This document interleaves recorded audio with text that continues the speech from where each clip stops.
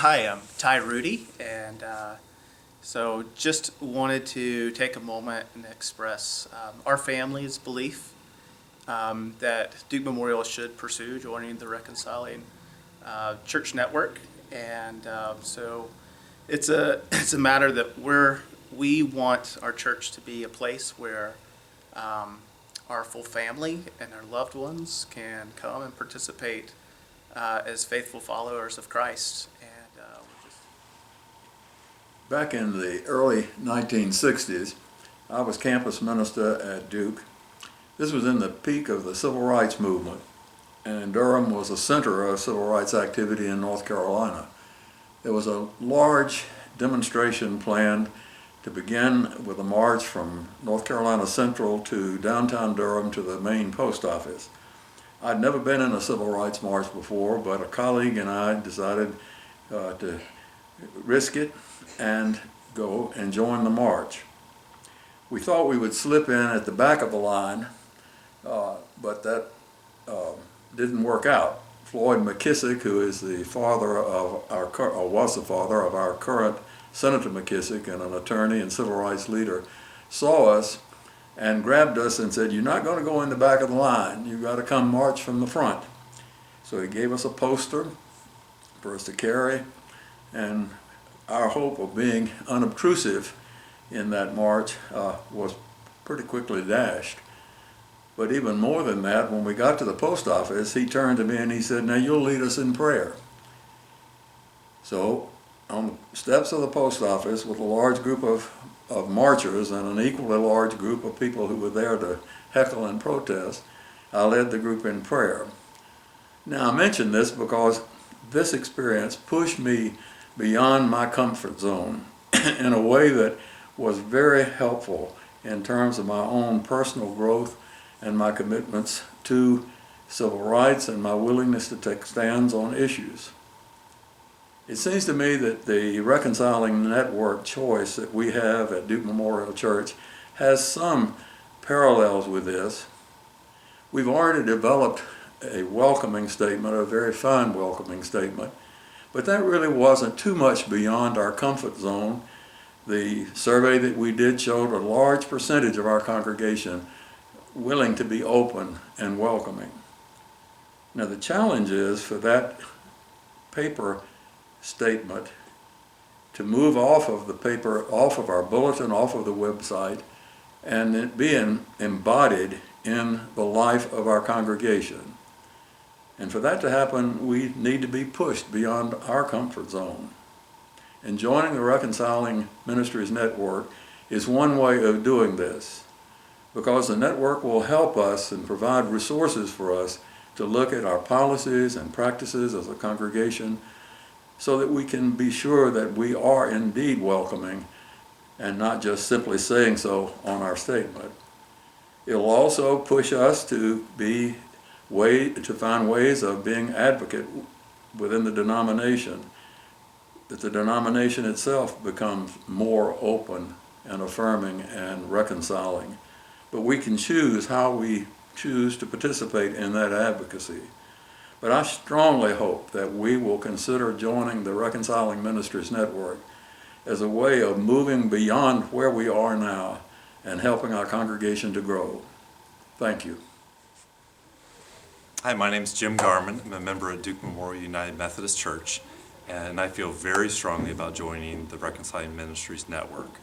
I feel that as Christians, our world and our belief is to welcome people and to love people for who they are, and to not make any asterisks by people's names or anything that might be a strike against somebody for if a man loves a man or a woman loves a woman. My family think that's fantastic, and we want our church to reflect those values. I agree in our social principles that are all welcome in the house of God. That our church, the United Methodist Church, is open to all people. But I am not in favor of joining the Reconciling Network, which seems to be a one issue network, and as such, is divisive rather than uniting.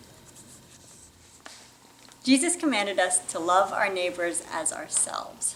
We are so blessed to live in a wonderful, vibrant community, and our gay and lesbian and bisexual and trans friends are part of that community. They are our neighbors, they are our friends, they are the parents of our children's friends, and it just seems incongruous to me to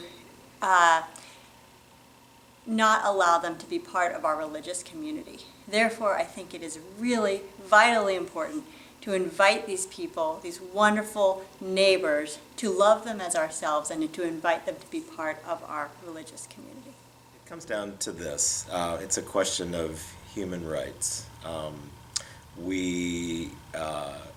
People do not choose to be gay or lesbian any more than they choose to be black or white or poor or lepers or any of the other ways in which we are human. And Jesus and the church for millennia have said we should welcome everyone, and that's why we should welcome everyone. So, thanks for asking me to be here, Shelley.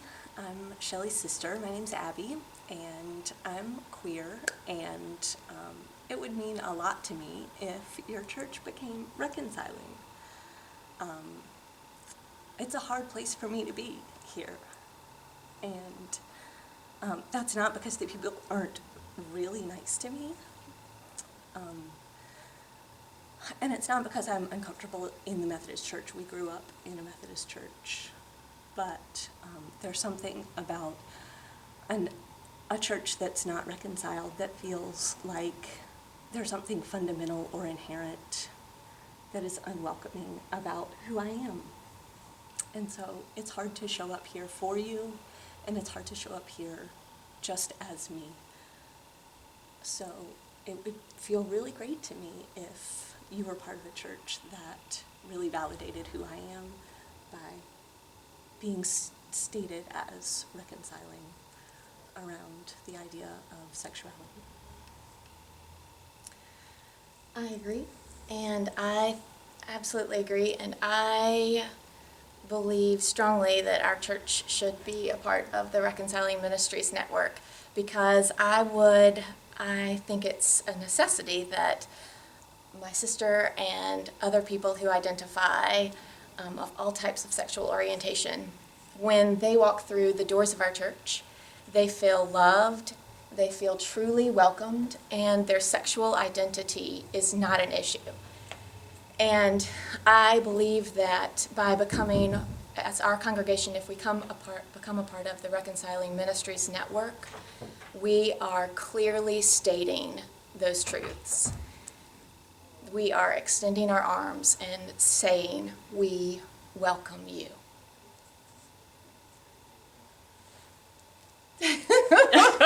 Yeah. I'm Carolyn Colopy, and I'm a member of Duke Memorial, and I believe we should join the Reconciling Ministries Network. I think it's an important step, and I think it's time that we do that.